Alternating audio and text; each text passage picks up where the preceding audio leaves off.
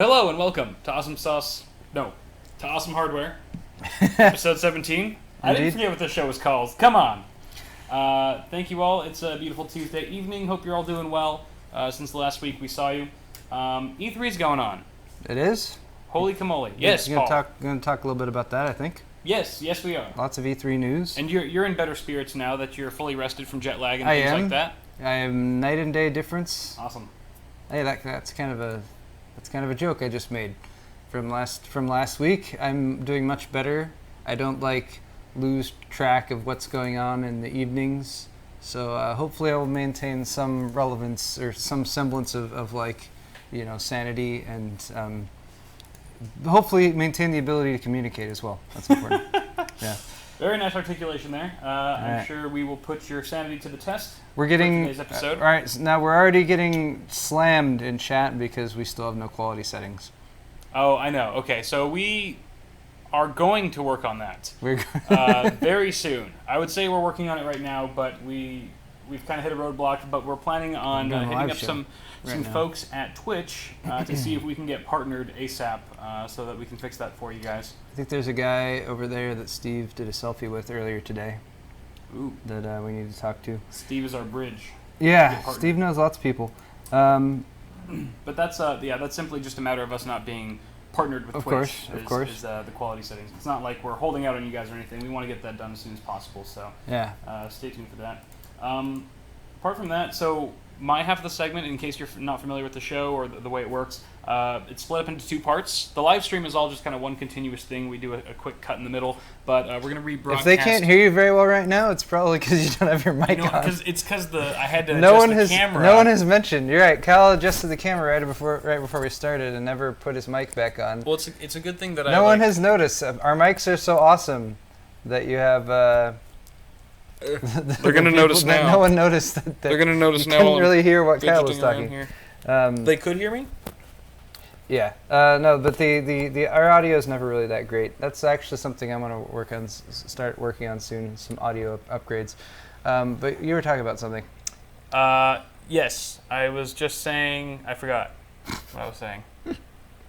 I did completely forget. Oh yeah, in case you're not familiar with the format of the show. Oh yeah, the format. You were explaining what the hell is going on right now. We so Paul and I will rebroadcast this episode to our various YouTube channels.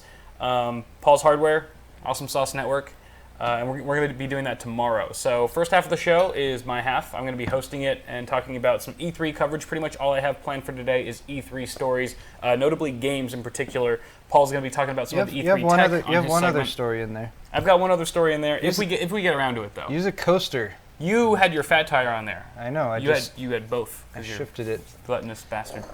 All right. There we go. So E3 stuff on my half, some E3 stuff on Paul's, but also mixed in with some other news.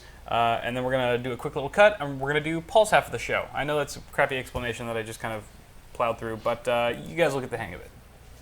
Good. You'll figure it out. So on with the announcements, just really quick. Paul is now selling mugs and glasses on his store. Such as this one? His online store, paulshardware.net. Go ahead and check it out. You can get a cool little glass. It's an English pint glass. Yes. These are a bit fancier. have water spots on them because I didn't wipe them down before the start of the show, but that's still okay. But the ones that you order on the website will not come with water spots. They'll be squeaky clean. They're very high quality. Yes. And I don't know the mugs are on the drying rack over there. But they have my new logo on it, which is a thumb screw, which I'm quite happy with, and will be integrated into other things soon as well.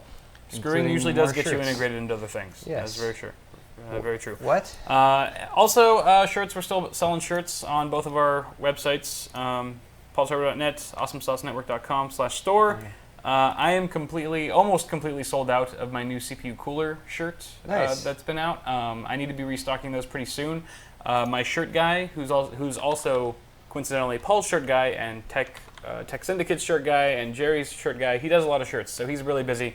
But he's going to be busy for the next week or so. So maybe in 2 weeks I'll have that restocked. I know a lot of you guys were hitting me up on Twitter wondering when you could buy another one of those CPU cooler shirts. You guys like them a lot. So hopefully in a week or two, I'd say veering closer to 2 weeks, I'll have more of those in stock. So, but these glasses are empty. I feel like they should be put to good use. I don't want your new Your new merch to be have Of course. found in vain. Do you have your bottle opener? I do. All right, that's important. I always keep my keys on me because it has two very important things on it: bottle opener in situations like this, and also a USB flash drive. I've got the Corsair Voyager Go on it. Of course. That's what we used to transfer the file at the end of the show. Reicher was asking about the new logo. Yes, for stickers, Reicher, I'll send it over to you. I'll give you the frickin'...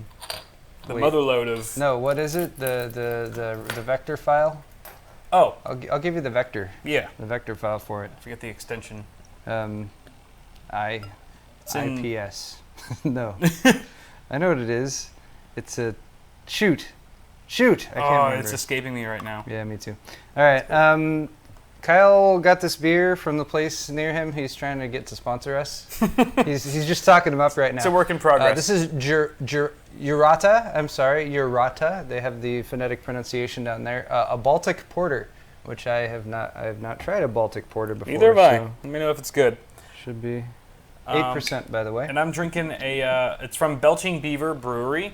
Ah, yes. Not the most appetizing of names, but it's their peanut butter milk stout. And I think you've had this before. I have had that before. It's I quite think good. Some other people said that it was pretty good, so I have to try it. It's a little on the sweeter side for a porter. That's okay. What's a stout? I mean a stout for a stout. Milk but, stout. Yeah, cheers. Cheers. Thanks to all of you guys for joining us today. Absolutely. It's tasty. Oh, that's really good. Yeah, you like it? I like it a lot. All right. Steve actually it's a good introduced that to me. Yeah, this is Baltic Porter's. Delicious. Nice. Tastes very Baltic-y. Whatever that's supposed to mean. Yeah, something like that. Yeah. All right, so that pretty much wraps it up for announcements. You said you were saying something about Steve? What? Something about Steve? I thought you said something about Steve. No, Steve's at E3. Steve's at E3. Damn him. He was at. So is Jenny. Damn her. Well, damn them. I mean, like Super jelly. we could. I didn't do anything for E3 because I was under the impression that like in years past it was the week after Computex, right? Which would have been this past week, which it was last year. So I was like, no, screw that. I'm gonna be, I was gonna say hungover. When you're gonna be jet lagged. So right. I decided not to set up anything for that, but have been following it all. Have been watching a fair amount of the. The press conference, and they call them pressers. I've noticed. If you're in the industry, you don't call it a press conference; it's a presser. Really? Yeah. That's annoying. It's a stupid name, in my opinion. It sounds like that kind of shorthand slang, but not like the kind that's like, oh, that makes sense to call it that. More like, oh, people are calling it that because you want to call it something because it wants to seem cool. Yeah. Yeah. Like that's exactly. Totes. Like yeah, totes. Totes. Or like what's the a convo? Like a conversation, like that kind of thing. That was a little bit more common. Presser. But totes is unacceptable. I'm not going to call it. I'm banning pressers. No We're pressers. We're going to call it a press conference. We've been watching some of the press conferences.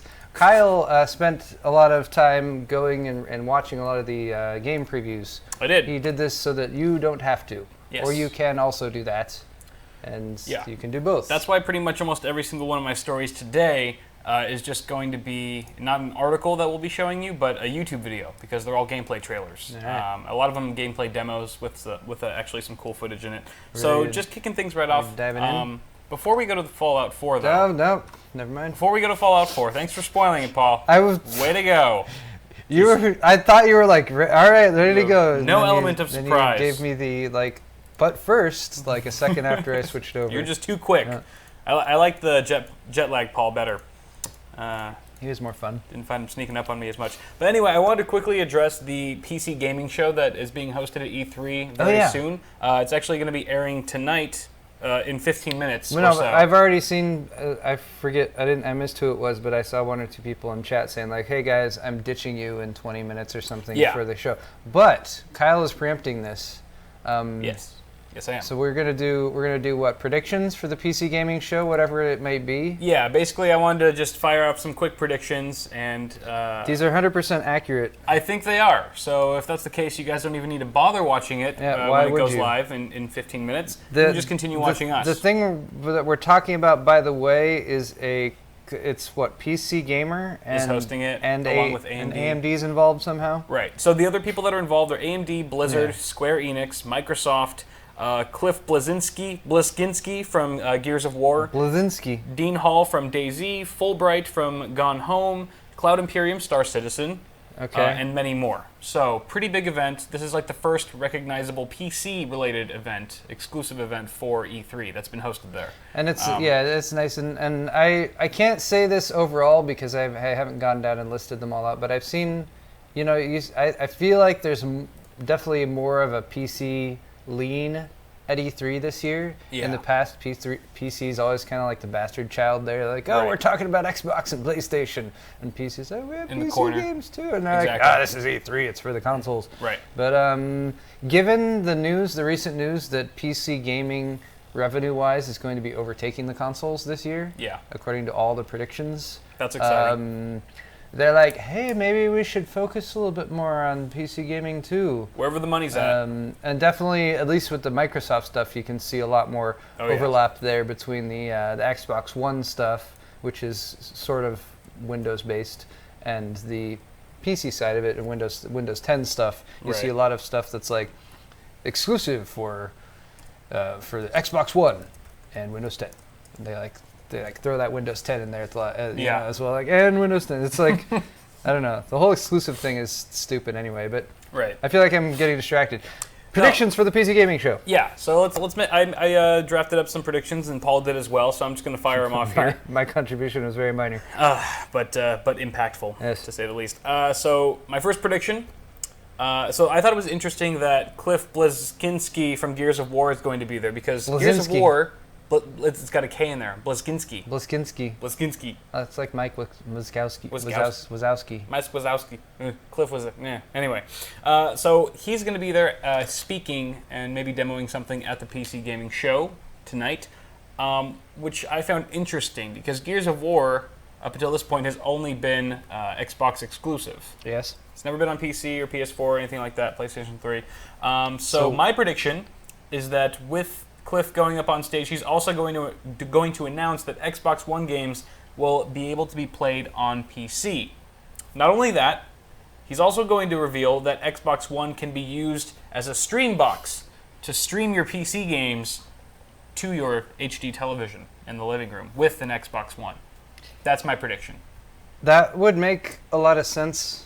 I mean, there's plenty of devices that they're coming out with right now that are designed to do just that. Exactly. I mean, notably Steam. yeah, Steam. I mean, Steam in general, you can just do that with. Right. But yeah, that would certainly be a cool thing for them to announce, and it would definitely be a step in the right direction for Microsoft, at least from our perspective.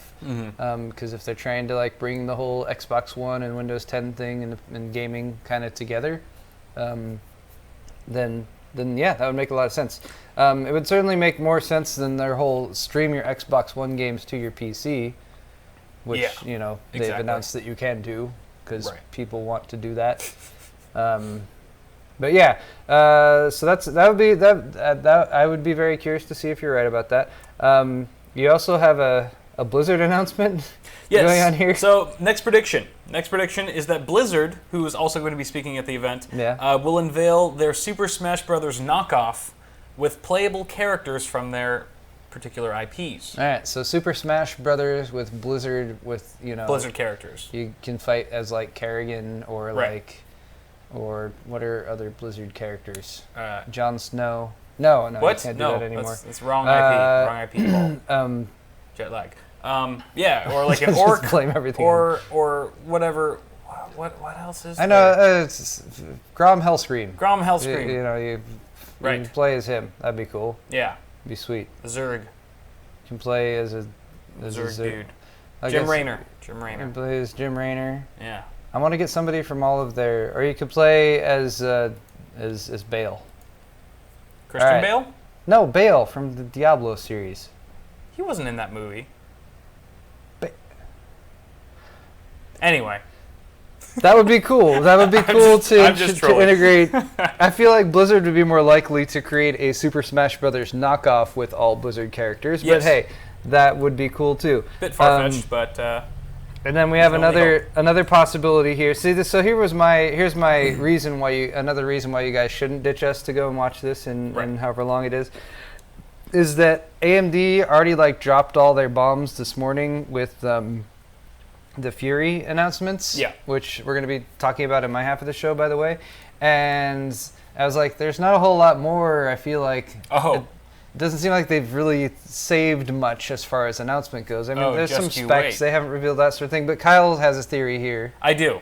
And I think when they announced their Fury Nano, which caught us all by surprise just a tad. Yes, nobody saw that one coming. I think that was just a prerequisite to the even bigger announcement that they're going to follow up that technology, that card, with by announcing their Fury Macho. The Macho. Yes, the Fury Macho graphics card is going to be a quadruple slot Fiji-based card that features the new Fiji GPU. That's 18 inches long and features 4 8-pin PCIe connectors. Fury Macho. That'd be nice. It's going to happen. Educated prediction. And as ridiculous as that is, they do have their dual Fiji card that they've talked about, but doesn't have a name yet. And perhaps you could, even if that doesn't pan out and that's not announced at the PC Gaming Show this evening, it's still happening. Perhaps that is something that you could pitch to AMD to like name their dual, the Fury Macho. Yes, of course. That'd be sweet. I've done much research into all of these predictions. And then my prediction was a banana fight. A banana fight? Yes. I could see that happening. I mean, you never know when and where a banana fight might break out. Right. I think that's... And that's going to lead into like Donkey Kong IP being released for the PC as well. Because it'll be like, you just thought this was a random banana fight, but no, we're actually about to unveil Donkey Kong. I prefer when banana fights have no actual direction, motivation, or explanation. Though. I know, but it's it's all entertainment these days. You know, it's all messed up. Well, yeah. Throat farts. Sorry for the throat farts. Oh, you're farting again with your farts? Yeah. I should stop drinking stouts on the show because they get me all like... The stouts do it even more so? Phlegmy. I don't know if it's the stouts or... Well, just happy to be here's here. what I want to do, because we've worked with various audio solutions on this show before. We've had just a static mic either above us or in front of us that was connected to the computer. But those mics are more, I mean, they're picking up more of the room and everything. Right. Especially out here, because it's a garage for one thing, so the echo's kind of bad, but also because we have trains that go by every so often. Right. So that's why we went with the lav mics, and we got a little soundboard here from Monoprice going on. And that's been working out for us. However, the downside to that we've noticed is that Kyle has this thing he does with his throat. Yeah. And now the mic is like right in front of it. It's like on my and it amplifies it. And we never heard about it. We never heard anything about it. No, we didn't. But we've got a bunch of complaints about the fan and the AC being on. So we got about those. Bit of a trade-off there. This is the trade-off now, with amplification of some of Kyle's bodily noise functions and noises. But Manic Geek says the noises are endearing.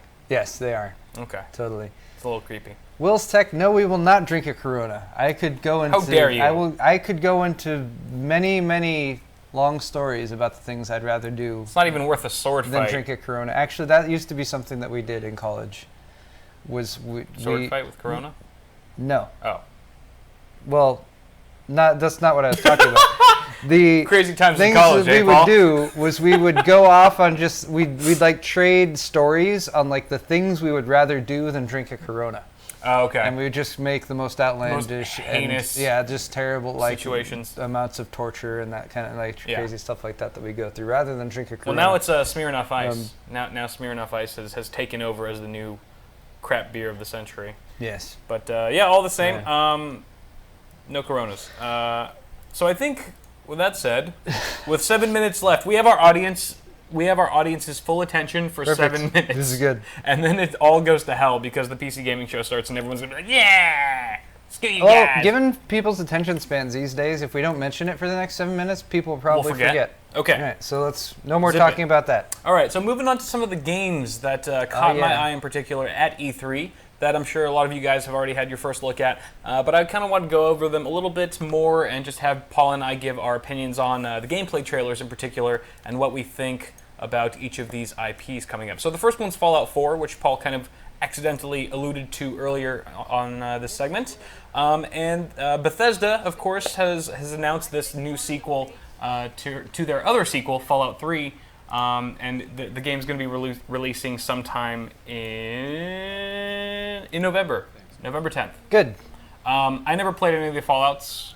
I know Played you should all crucify me in the chat. Fallouts. I played 0 of the Fallouts. Okay. I'm familiar with it enough. Like a lot of my good friends, I watched them play for a few hours on end. But never personally played. I played some Fallout 3. I can't say I'm along. Well, here's the thing with me in video games is I have my select video game franchises that I probably know way too much about, but there's only a few of those, and then most of the rest of the stuff I'm less familiar anyway. So I played some Fallout 3. Okay. I enjoyed it. I didn't play through the whole thing. I can't explain why. It wasn't because I didn't like it or anything like that. I think it was because it was it's a dark time in my life. I was going through some difficult decisions. We don't want to hear about it. Shut up. Yeah, but the point being that everything here looks very awesome, and certainly the fan response from people has been pretty batshit crazy. Like people are like, "Oh yeah, Fallout 4." But it looks really cool. I mean, it does. It actually, you can see here, this is the very start of the game, which takes place pre-apocalyptic. Okay. So shit hasn't hit the fan yet. All right. But then shortly after, shit does hit the fan, and pretty much your whole family's wiped out. It's just you, and you're pretty much in Boston. It takes place in old school Boston, a very dilapidated and blown to hell version of Boston. Yeah. After the apocalypse happens, which actually provides for a really cool looking setting. If you skip ahead a bit, you can kind of see the environment. It's very open world. Look at that. That's just chaos and disorder. No, that's E3, Paul. Zombies. That's E3. That's the crowd at E3 watching the video. And that's the guy who's leading it. He's hosting it. This is the zombie leader. He's not a video game. Oh, this is just... Oh, okay, sorry. That was... It's a nice transition. All right, so look at the bokeh they've got. Look at the depth of field effects. Everything is out of focus. That's how good the depth of field effects... They have, no, everything. It's coming into focus. Oh, this damn is it! A nice. Okay, well, so it's not as clear as we thought it would be. But look at that. Look at how expansive that is, and you can pretty much travel virtually any point that you see in this 360 view here. It's very open world in the map. That's Detail is something off the charts. Obviously, they're demoing a lot of these games, if not all of them, on PC, and it is going to be for PC as well as other platforms. But damn, it looks fun. You also have a dog companion now, so you can have your dog do your bitch work. I think in the demo they're like, "Get me a wrench," from the garage, and the dog. The dog or your butler? Your dog. Oh, okay. Because this is the dog. butler robot. Yeah, you have a butler robot too. So you kind of travel with companions in the game, as you go along. So I think the dog and your butler are probably the first ones. I'm not sure how much the butler helps you other than talking to you and being annoying. I'm sure he helps you in some capacity. There's the dog. But there's the doggy. Yeah, doggy. Look, go fetch. Fetch me some women. There's a certain level of when I see things with dogs. Yeah. Okay, this is unrelated here. When I see things with dogs, I watched on the plane coming back from Taiwan. I watched John Wick, that Keanu Reeves movie, because somebody told me it was a really good action movie. It was very good. The action sequences are fantastic. Yeah. But they had this dog at the beginning, and they used the dog as a catalyst for the story. And whenever I see that, I'm always like, at one point I'm like, they're just using that dog because people see little dogs, and I'm like, oh, it's a dog. But at the other time, at the other half, I'm like, look, it's a dog. It's so cute. It appeals to me. So I don't know. Wait, what's your point? That people use dogs because they're cute? My point is I feel like the inclusion of dogs or companions in games is a way to get people to to relate more. To have this sense of endearment where they look at it and they think it's cute and they have that because there's a mental chemical reaction in your brain that happens when you see a dog, when you see a cute, especially puppies and that sort of thing. So I guess I'm torn between being man, they're just using that to further the game and being actually affected by it because I'm kind of a dog person and I like dogs.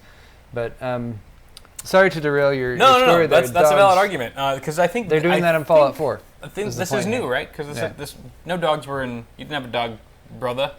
You didn't have a dog, buddy. In the earlier Fallouts? In the earlier Fallouts? I don't know. Can't talk right now. Words. Too much E3 madness. Nonetheless, that's pretty exciting stuff. It's always cool to have fun new companions.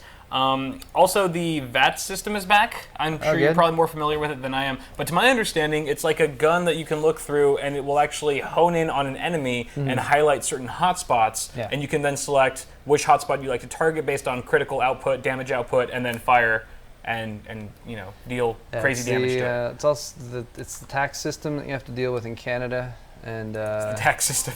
I've heard it's.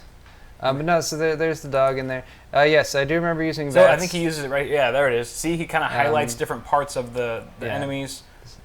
You also get the you also get gophers. a little bit of bullet time when that happens. It slows Yes. down the actual action to allow you to aim and Actually stuff a focus little on bit it, yeah. faster, Mm-hmm. which has been implemented well. I mean, I think the gameplay of the Fallout series has always been something that's gotten pretty. It's been lauded, I guess, Yeah. is the word maybe one of the words I'm looking for. Right, but it just looks awesome. I want a GTA 5 mod for making the environment look like this, because this is Yeah. it's pretty awesome. Yes, it does. I mean, certainly the environments they have laid out. Very And detailed too, anytime with all you're the dealing grass. with post-apocalyptic stuff, I Right. mean, I feel like the envisioning of a lot of post-apocalyptic worlds is pretty awesome. Mm-hmm. Yeah, the video playback is a little bit choppy for us right now. It's probably because I have something like 8 videos queued up. But they're not Because playing. they're not playing, but I queued them up and started them playing, so I could pause at the beginning, so so they're all buffering. we wouldn't have to wait for buffering or watch a commercial. Gotcha. But anyway, there's some Fallout 4 first looks. Yep. Any other details about the game that people should know? Other than the Before we move nitty-gritty along? details, it's using the next Bethesda's next-gen creation engine. Okay. So it's got things like dynamic volumetric lighting, full physical-based rendering. As you can see from the trailer, it obviously looks beautiful. So exciting. Sweet. That's it. Moving on to Doom. Also another huge Bethesda release and unveiling. They released some gameplay footage as well. Pretty decently generous clip of gameplay, I might add. Basically, you're just the dude, the main dude. I think this is probably Subscribe. one of the first levels. Eurogamer At 60 Portugal. FPS, pretty sweet. So Doom, unlike Fallout 4, even though they're from the same developer, is more of an on-rails game. It's not quite open world. It's not about exploration. It's literally just about blowing shit up, blasting through enemies, Moving from point shooting to up point. demonly, ungodly creatures and monsters, and getting the utmost satisfaction out of all the blood and gore that's happening in front of you. That's pretty much what made it a huge hit in the first place. It was like one of the first super violent, like ultra violent games, even though it was still like pretty much 8-bit back in the day. It was just kind of set the standard, I guess, Yeah. for like violence in games. Which as long as you can distinguish between reality and fiction, That's violence important. in games. That's an important Is- part can of be awesome. of playing video games. Yes. Actually, is being able to distinguish them from reality. Exactly, I think often people don't get enough credit for being able to do that. yeah, That's another topic, though. yes. Wait, there was some. Here's the thing. What's up? As the Doom, this trailer came out, and then I saw things that was like controversy, like people are complaining about it or something like that. Like, did you hear any of that stuff? About this Doom? Yeah, this Doom. No, Okay. I did not. I- I honestly did I not didn't. hear I anything didn't about it. either. I mean, no, I did. I saw a few things, but Right, I did not. I haven't dug into Yeah. it at all. But it's probably the same thing because of the violence and the blood and stuff. I mean, if you look at it, it's freaking awesome. I've seen much more. I feel. Look at- I mean, you got blood splattering, and you can shoot pieces off of corpses. It but gets better. This is nothing crazy violent like I haven't seen in other Right. things. I mean, you're not like. Is there skull fucking involved? They- That's my question. Maybe. That's. I feel like that's the line I have not seen crossed in video games. I mean, the last guy that actually pops out in here, the last enemy, that's like a mini boss. Yeah. He's like a skeletal guy. He does have a skull, so technically you could. potentially. The next thing that could That happen could might potentially be skull involved. fucking. All right. It's hard to say, but I wouldn't put it past this game actually. All I'm saying is like, look, it's like I compare something like this to like Eminem, right? Because Eminem, I feel like 10 years ago, said some of the most like offensive stuff he possibly could Right. in his lyrics and stuff like that, and I was like, all right, I gotcha.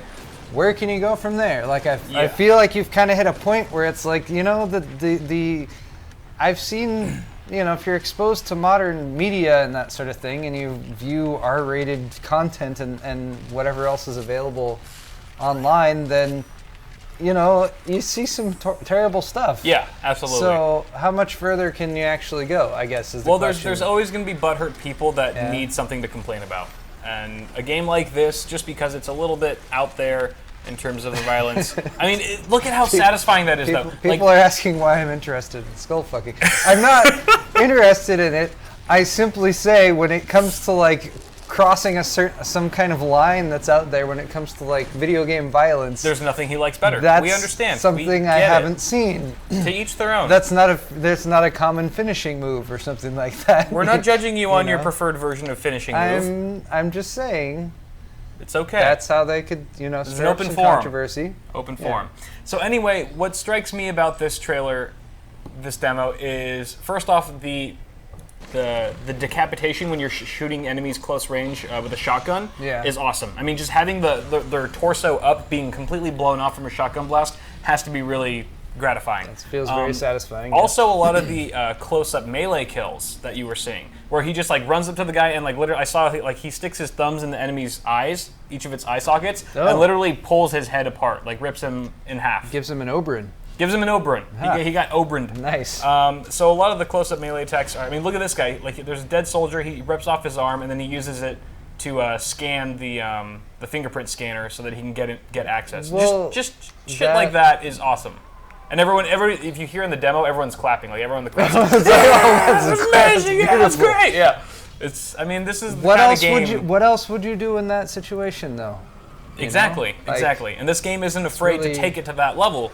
Of just its grittiness and whatnot. I also like the weapon switching. See how like time also kind of slows down? Yeah. When he's switching between weapons, it makes it a little bit more feasible. Just adds to the smoothness of the gameplay. Make sure that you're not really missing anything. Okay. Altogether, looks pretty solid. I've never played the rest of the Dooms, but this one might get me on board. Going. The chainsaw is also pretty brutal. Look at that. That's another close-up melee kill. I mean, all of the kills with the chainsaw are obviously melee. He's hacking off pieces. Yeah. It's pretty gruesome. Slicing them down there. I mean, just turn on your favorite metal playlist on Spotify and just play this game for hours, and any kind of tension or stress that you had before is now gone and alleviated. It's pretty cool. There's a slew of, and the graphics look really great too. I think that also could be why people give a shit more lately, is because the graphics are getting better. It's like it's looking more and more real, whereas before it was like 16-bit. Obviously, people are still into playing. I totally believe in these like zombies. Look at that. That's the one. Oh, you're right. He does. He gives him the full Oberyn. Actually, the mountain could have taken it a step further. I know. That's really. Who would have thought? When he rolled over and dug his thumbs in. Anyway. Hopefully, we're not just spoiling Game of Thrones for so many people right now. Well, now that you specifically pointed out what we were talking about, maybe then yes. All right. Let's move on though. Yes. Absolutely. Hitman. Hitman. This is IO Interactive's new title, featuring Agent 47 yet again making his debut appearance in this new IP, or this new franchise, new this new addition to the franchise. Words, I'm missing them. Words. But this looks pretty cool. Instead of kind of also being an on-rails game, they're opening it up to an expansive environment that's actually open world. It's more or less a sandbox game now, where you sneak around open environments, but that also gives you more flexibility in how you approach solutions to missions. Like, instead of entering a building one way, you can go around the block and enter from a different way, or maybe climb a crane instead and drop down from above. Things like that, which is kind of reminiscent of Deus Ex. That's what I was going to say. Is they're going with Deus Ex kind of vibe? Yeah, exactly. Something like that, which I think is a cool approach to it. I don't think it doesn't seem like it's close enough to where it's like stealing anything from Deus Ex, but it definitely does give you that vibe. Also, some targets, like some assassination targets, as well as different missions, and even locations in the map itself are temporarily available. Or only accessed for a limited period of time before they either go away temporarily and you have to wait for them to come back, or they're just gone forever. So whether it's like, you have a specific target that you need to kill, but as soon as he gets away, you'll never see him again in the game. Like, it's just a one-time, one-shot thing. Things like that, which make it kind of interesting. I'm not sure how they're going to tie that in, how it's going to work. But it's going to release on December 8th on Steam, as well as on all the various consoles. Okay. But the other thing I was thinking is, this is also new... Wait. Is that a Breaking Bad scene right there? No, he was dressed like... I'm curious about this fashion... There's a fashion show. Fashion show. At some point. Which... It seems very Hitman. Something very Hitman, but something that that was not included in Grand Theft Auto. So already there's So he was dressed up in like he's cooking meth there, but he's actually tasting wine. So it's a wine factory. And then the wine is poisoned. There's all sorts of spoilers in this preview, by the way. I don't know if we warned people ahead of time. Right. So that's the other thing, is you can choose how you kill your enemies or how you assassinate your targets. You want to go in run and gun, or maybe with like an axe and just chop his head off. You can do that. Or you can be more tactful and serve him a drink filled with poison and take him out that way a bit more stealthily. Okay. So do you have... Here's my question. Do you have a selection of like one-liners that you can say as you kill people? Because that's what I'd really be looking for in a game like this. Right. Just have something like super clever, cheesy to say every time you kill someone. It's like if you're killing like a cable installation guy, you'd be like, "Consider your plan cancelled." Terminate. I don't know, just something like that. Yeah, right. Like that's all I can come up with off the top of my head in a situation like this. But yeah, but like that's what I feel like would really... Kills like some chick on Beverly Hills Boulevard. Yeah. It's like more like Desperate Housewives. Yeah. Yeah? See? Yeah? No, I'm sorry. We could be hired to do this and really take the game to the next level, I think. IO Interactive needs us. Jeff, why should the mouse be taken from me? I don't think that's something Take that the mouse happen. from Paul. What are you doing, Paul? I did nothing. All I did was play the video. How dare you? I played the But it's video. not being shown. Have they been seeing it? No, I switched it back as the video Oh, you ended. switched it back. Okay. They got to the White Walker part, and that was all. Jeff, let me know why we should fire Paul. I should not be fired. I've been doing a fantastic Might job. be fired. I don't know what you're talking about. All right, let's move on. Public speaks. Just Cause 3. Just Cause 3. Now, Over Just the top Cause ridiculousness. 2. Just Cause 2. I've played. Me too. At least the online multiplayer. Same. Had some good times with that. Definitely. If you're not familiar with the Just Cause franchise, it's pretty much like you see GTA 5 and all these crazy mods that are being made for it. Just Cause 3, in a way, is like GTA 5 with a bunch of mods already in it, already packed into it. I mean, you've got like the crazy grapple hook mod for GTA 5. That's like taken from Just Cause 2. Yeah, I mean that's something that you could just do in Just Cause 2. Exactly, right from the bat. Which was very fun. So this is kind of like a video game. It's like a satire. It's like a gaming satire, where it's very meta. You can ride on like explosive missiles in midair. You can surf on missiles. Okay. You've got a ridiculous grapple hook that basically turns you into Spider-Man. It's just over the top. It doesn't take itself seriously, but it's a lot of fun. It gave me kind of a vibe of like True Lies, actually. To some degree. No, True Lies was a movie. I don't think I ever saw it. With Arnold Schwarzenegger? Oh man, I'm too young for that probably. No, you're not. True Lies. You were alive when True Lies came out. How old was I? Was I old enough to see True Lies? Yes, you were at least 10. And yes, it would have been Is it a rated R movie? I don't know. It sounds like a rated R movie. True Lies. PG-13. No, it sounds... True Lies when... I don't think I was old enough to watch that. I'd have to look up when it... Really? You haven't seen True Lies? No, what is that about?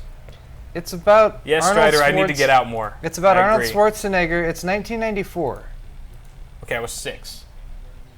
But I don't know. It's the kind of movie I feel like you would have seen at some point. At some point? Okay. It's like Arnold Schwarzenegger, and he's a CIA, I think, or FBI. Okay. And when is he not? Yeah. Yeah, and he's just, it's like him, and he's a badass CIA agent, and there's all this stuff that happens with terrorists, and oh yeah, I'll see his it. wife is I'll definitely see it.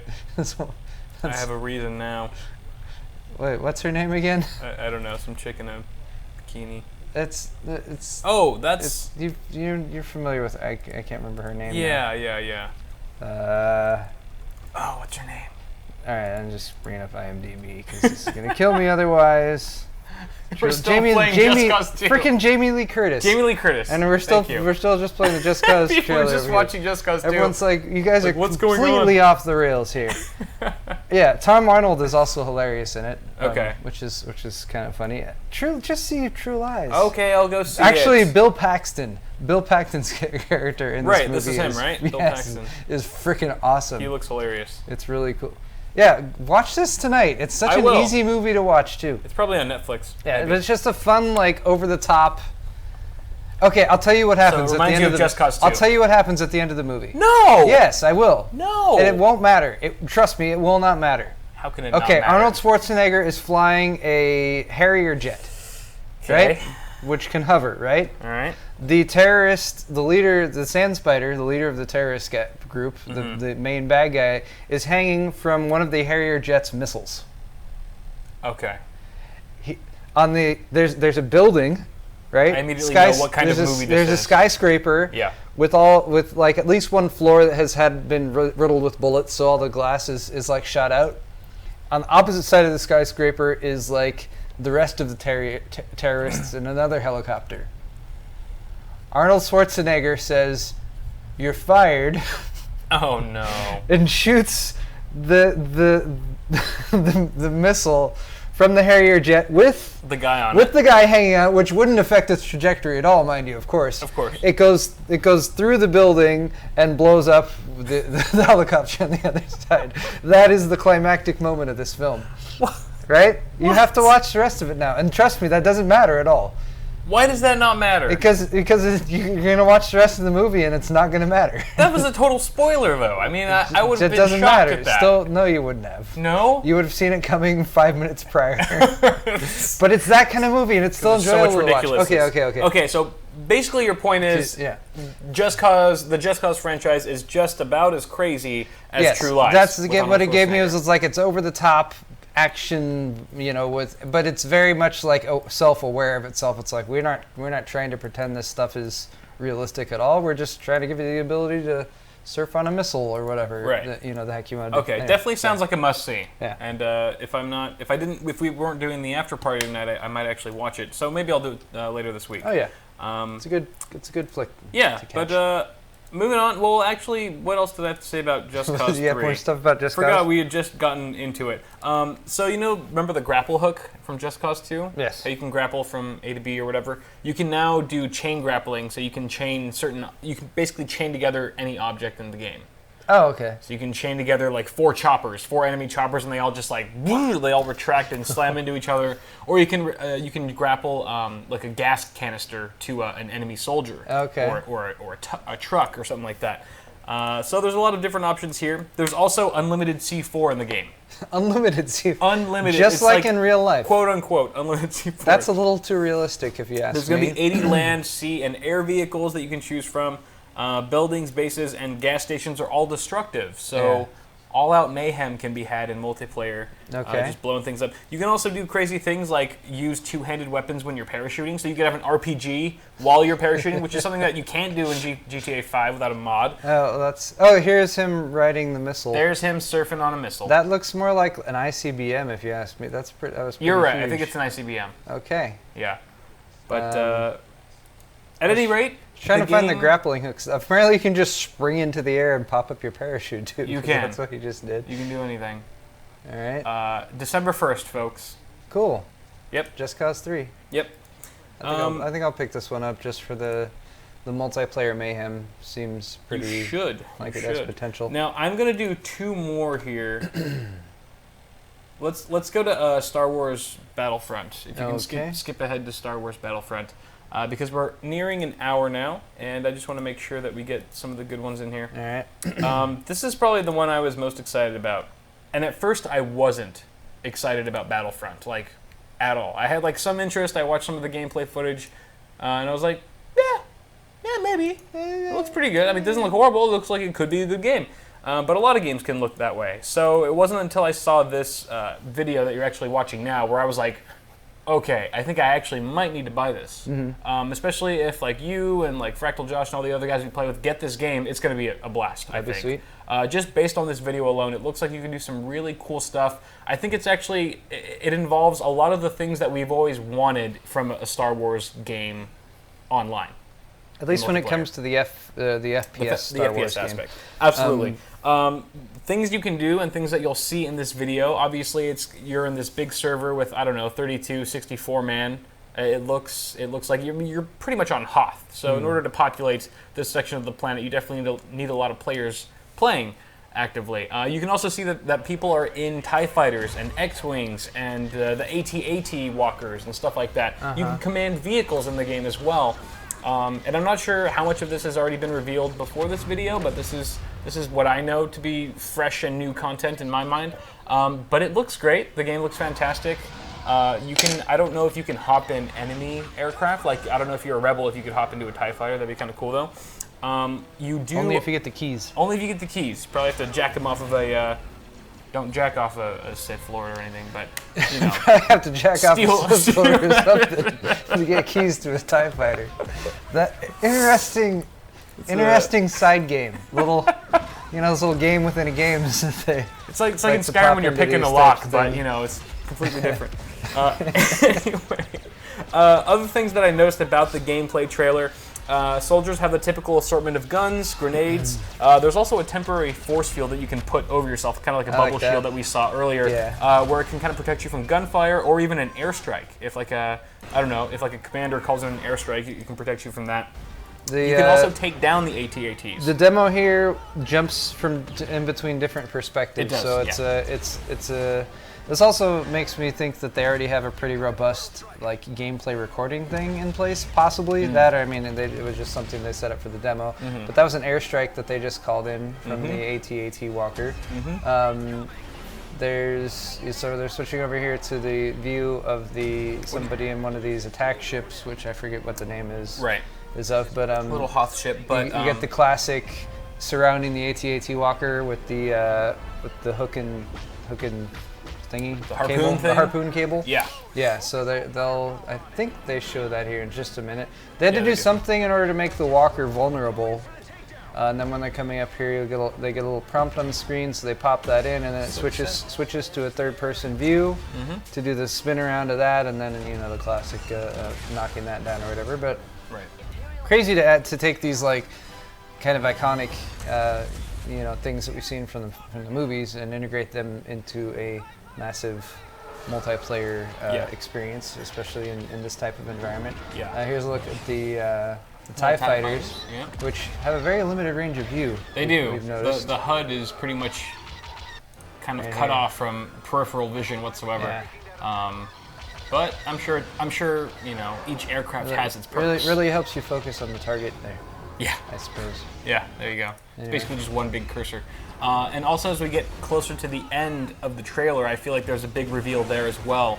As you start to see one of the players in game actually get force chokeholded by a dark presence. And is that? This is towards the end. Hold right on, here, right here. This is staged. Oh, he's choked. He's force choked. Yeah. Darth Vader. By the force. In the flesh. And then you've got a Jedi. It looks like Luke Skywalker right there or something like that. Yeah, that's Luke. And he's got his lightsaber, and he's just taking out dudes, no problem. Blocking laser bullets, shit like that. Using the Force. I mean, this is cool. If you can actually be a Jedi on the battlefield right here. Now, my complaint there was that is clearly outside of canon right there. Yes. I do not recall there being a Luke Darth Vader encounter on Hoth during the scene where the rebels try to escape in their base. But still pretty sweet though. Absolutely. I mean, and yeah. I'm wondering I'm wondering if each team like rebels and stuff, they each get a commander, and only those commanders, Sith Lord and Jedi, have lightsabers. Because if everyone had lightsabers, it'd just be a sausage fest. Yeah, I mean, I think they want to. Or if it's something like Gosh, I'm trying to draw an analogy here. Because I think it was Battlefield 4 and also MAG, an older PS3 game where there was a commander on each side who can call in airstrikes, he could give orders, he can kind of communicate to the team and devise a strategy plan for the rest of the squad or whatever.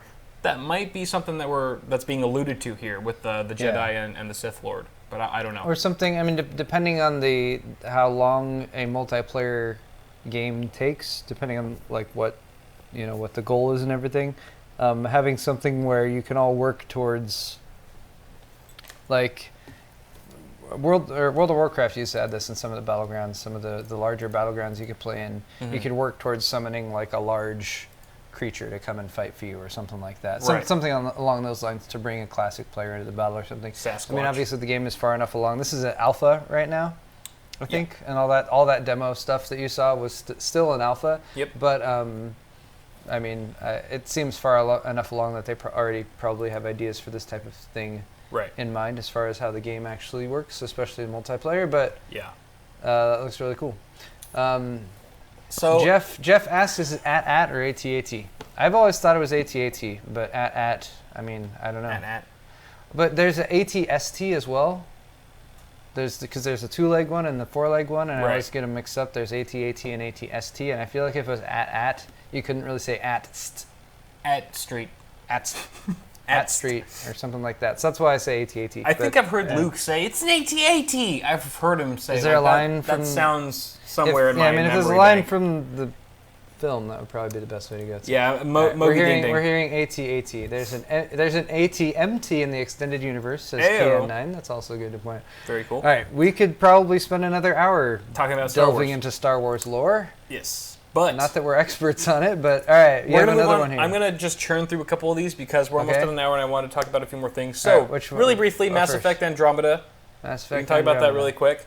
Ubisoft, is that Ubisoft? No, it's EA, sorry. EA, of course, is revealed their limited trailer of the game, which I thought was interesting because there's Western music in it. It's all Western. I like Western music. Completely different style and tone than previous Mass Effects.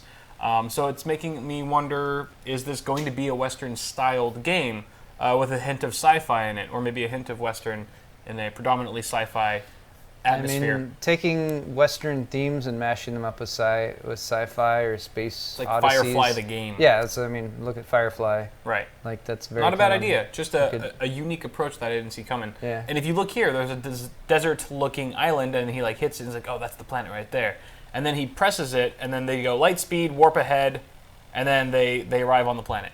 And then he's also got like a little dune buggy that he travels in. This is a very efficient means of travel there. He's quick. And then you've got the N7 insignia right there on his chest as he walks closer to the camera. 2 million views already, by the way. I know, it's insane. Discover a new galaxy. So, and just like, it's very playful. Like the music and stuff makes it look very playful. You get a really quick little teaser of that buggy there, that dune buggy. Yeah. And then he's just taking out fools in this deserted wasteland, so it seems. Seems like deserted is like the theme of E3 games this year. With like Fallout 4 and stuff like that. But looks pretty badass. It's because of Mad Max. Because of Mad Max. People just went it's crazy all the for rage. Mad Max. Shit is trending, by the way. So that's all I wanted to say about Mass Effect Andromeda. Beautiful. Releases holiday 2016. We still got some time before that one hits. Also, what else do you have there? Do you still have the Division? No, I closed it because you're like, skip that. Who cares? All right, just really quick about the Division. I didn't say that. I didn't know whether or not to leave it open. I didn't say it. Putting mouths in my words. The Division. Hold on. Oh wait, no, I do have the Division up. No, there you go. Ghost Recon. Nope. The Division. Yes. Okay. The Division was probably the other game that stood out to me a lot. Probably the one that I liked the most, other than the Star Wars Battlefront. Yeah. I don't know. It's an open world RPG shooter. You do a lot of co-op missions. It's very like team oriented. You have to strategize amongst each other. Tom Clancy, of course, we're all known for being very hugely successful and popular in the tactical shooter franchise. And I think what really struck me here was the voice acting sounds real. Like, it just sounds very cinematic. That's and good. I think it adds some immersion and some drama to the actual gameplay. I was surprised. I was like, this sounds like two people having a conversation. Like when your main character, when he's talking on the intercom to the HQ, the girl at HQ, who's like giving you orders and stuff. It just sounds like straight up like film cinematography stuff. It's not, and by that I mean it's not like overly done like a lot of video game voice acting is, where it's like cheesy. Even like GTA 5, as far as it's come since GTA 4, still feels a bit cheesy at times. This is very like just very raw, gritty like conversation between two people. Writing actual believable dialogue is incredibly challenging. And I mean, you can write stylized dialogues that like works, but yeah, I mean the difference between that and something that actually seems natural, right? And yeah, especially for a video game, as far as immersion goes. Yeah, and I think it's a cool environment too. You're in New York City, at least for this mission you are. I'm not sure if it takes place in the whole game, but I think one of the missions drops you right in the middle of Times Square, and it's like snowing and stuff. You can see the snow looks great. I think the game itself is really beautiful, so I'm excited to see what it's going to look like on PC when it hits. But I don't recall having a release date for it, but something to keep my eye on. Nice. Definitely like it. All right, so with that said, I think we should just move on to the last story that I have today before we wrap up my segment, which is Microsoft unveiling their new Xbox One Elite controller. This is the story, by the way, in order to keep Kyle's half of the show legitimate, since it's awesome hardware. There needs to be some hardware. We've pretty much talked about video games so far today, so we needed to bring some hardware into this. Because awesome software does not have a good ring to it. Well, yeah, you're right. No matter how you cut it. So this is the Xbox One Elite controller. Right. They're calling it the Xbox One Elite Wireless. And there's some interesting things about this. First off, it looks pretty much the same as a regular Xbox One controller, but there are some different features. It definitely is supposed to be like a premium version of it. I know. The ads on The Verge are hideous. And I feel like a lot of the ads right now online are longer, especially on sites like this and IGN stuff, are longer because of E3. It's terrible. And they're getting more monies. I'm not going to make people watch this. More dollars. I'm going to Just I'm cut going to to show us you until guys that's over. us for a good 7 seconds. Over. It's not quite over. Now Okay. it's over. Okay. There you go. There's that guy. What? We've met that guy. Yeah, that's Sergeant Ballistic. No. What? Sergeant Ballistic's one of our buddies on Twitter. I know. I was joking. Oh, okay. That's what he hangs But out. his He name is hangs Sergeant out something. with Boogie. hangs Shoot, out with I should know his name. I don't know what his effing name is. Somebody in chat. Somebody in chat. Sergeant something. Sergeant Sauce. Sergeant Sausage. Anyway, Anyway. here's the controller. Here's the controller. Look at that X on there. Some interesting things about it. It features remappable controls, so you can completely configure and customize the button layout of your controller depending on your playstyle, whatever game you're playing. You see those little things? So this falls into the category of things that like you can like advertise to console gamers, and they'd be like, "Wow, that's amazing!" And PC gamers like, "We've been able to do that since forever." Yes, right. But since a lot of PC gamers also prefer to use the controller at times, Sometimes. and because Microsoft recently announced their USB dongle that allows compatibility with the Xbox One controller, you could actually see this as a viable option or a direct competitor to the Steam You controller. mean the wireless dongle? Yeah. Because you've been able to use an Xbox One controller for a while with the PC. You have to have it One? plugged in though. Xbox One. Yeah. Right. Did I say 360? But wireless. Yeah. Now you can use it wireless, or with that thing, but you got to pay for it. So hear me out here. There's some features that might sound familiar to you once I talk about them. There's 4 interchangeable paddles around the back, which were those silver things that would be where your ring finger and pinky finger would rest on the back or the rear of the controller. There's 4 panels, 4 like metallic panels. Yeah, it's too big. Right there. It's too big now. Which you can swap out.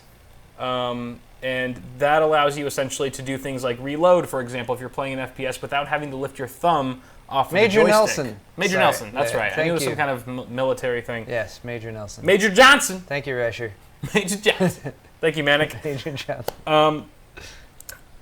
At any rate, it's got those interchangeable back paddles that you can customize. Hair trigger locks, so I guess it'll lock the full range of motion of your triggers so that you don't have to go as far. You don't have to press it down as far to fire. I think that's what that's for. Correct me if I'm wrong in chat. Also, you get a swappable D-pad. I don't know if that's just for comfort or for functionality, but you can see it's got a different kind of D-pad down there. It's not exactly the same. It's kind of got like a looks like a stop sign. It's got squared. It's got squared indentations. It looks. On it You know what it looks something. like? It looks like it'd be easier to do diagonal direction because it actually has the full 360. That makes I don't know. Some kind of sense. But I'm But not sure. it also looks like is that a cover that you could pop off if you want to? A cover maybe. All right, the triggers underneath for your extra fingers. What does that remind you of? Pinky finger and your they're like paddles, like shifters on a nice sports car. Doesn't it remind you of the Paddle Steam shifters? controller a little? Yeah. How the Steam controller has those two back rear. But those rear buttons? I'm not familiar enough with the Steam controller. I mean, I've seen some of the demos of it, but yeah. What like a lot of the announcements that, and you can correct me if I'm wrong or if you think differently, but a lot of the announcements that Microsoft's announced at E3 have made me think like they are getting more and more scared of Valve. They should be. And they should be. But only now am I seeing them be so proactive at being scared. Because they're coming out with things like this Elite controller and things like the wireless dongle for Windows 10 so that people use their controllers. This is when you're seeing them be scared, but if they've been scared for a while. If they're announcing products right now, then they've been scared for a while and they've been developing. I don't know, scared is not the right word either. They've seen a competitor in the marketplace and they've realized that they need to compete with them.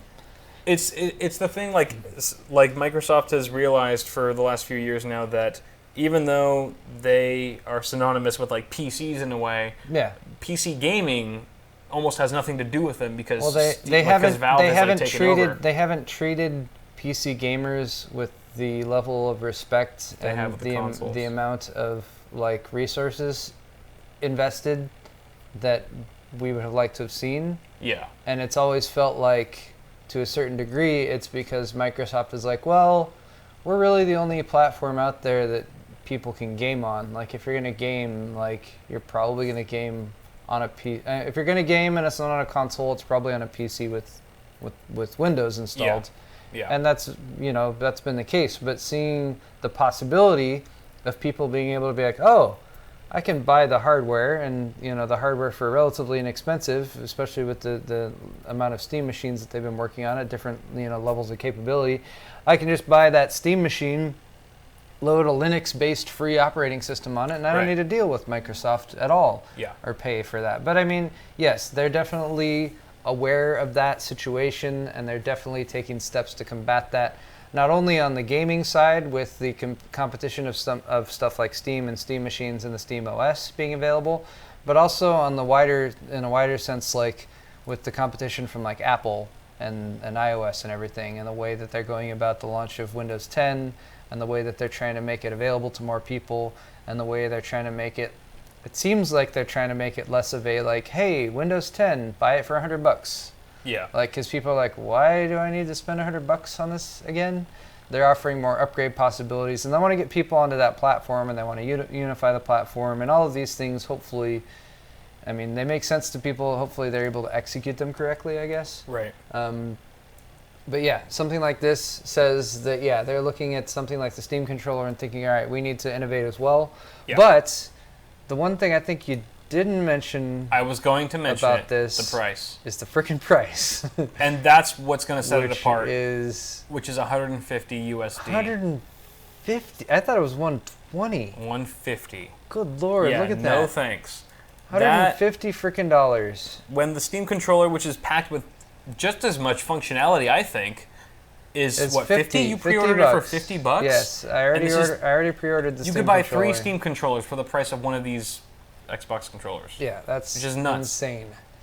That to me seems like a premium price. So they've set this really high price so that they can cut it down when like Black Friday time comes around. Be like, oh, it's only $100, and people are like, well, $100? Well, that's like 30% off. Do you think this is also kind of indicative of like how the market's changing, where like it used to be the pre-notion that PCs were more expensive than consoles, and everything PC related just had a premium attached to it, whereas now it's like certain console things are even more expensive than PC I don't know. hardware. Something like this seems almost just as much aimed at PC gamers as it does console gamers.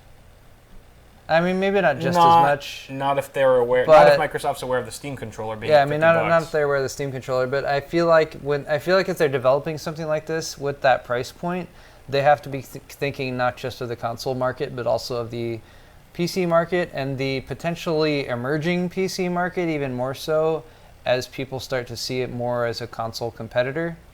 And people who maybe weren't as much into like, I'm going to build myself a gaming PC, or is like, oh, I want to buy a Steam machine or something like that, and or I want to buy something equivalent and play games on it. And yeah, I mean, as premium peripherals go, I don't know. I could list off quite a few different categories. I mean, look at gaming keyboards, right? Where like, I don't know how many years back you have to go before mechanical keyboards were all the rage, but it was like, you need a keyboard for a computer, $15, you know? It's one of those, like, don't even mention it accessories that people just throw in and add to their cart as they check out because it's $15 and buy a $15 keyboard and it works just fine and who cares? And now it's like, you know, this whole market has been created for the $100 and $150 gaming mechanical keyboard because they're gaming and they're mechanical and stuff. Right. And, you know, I'm not saying those products are bad or anything like that, but it's often interesting to see how markets are built for products. Yep.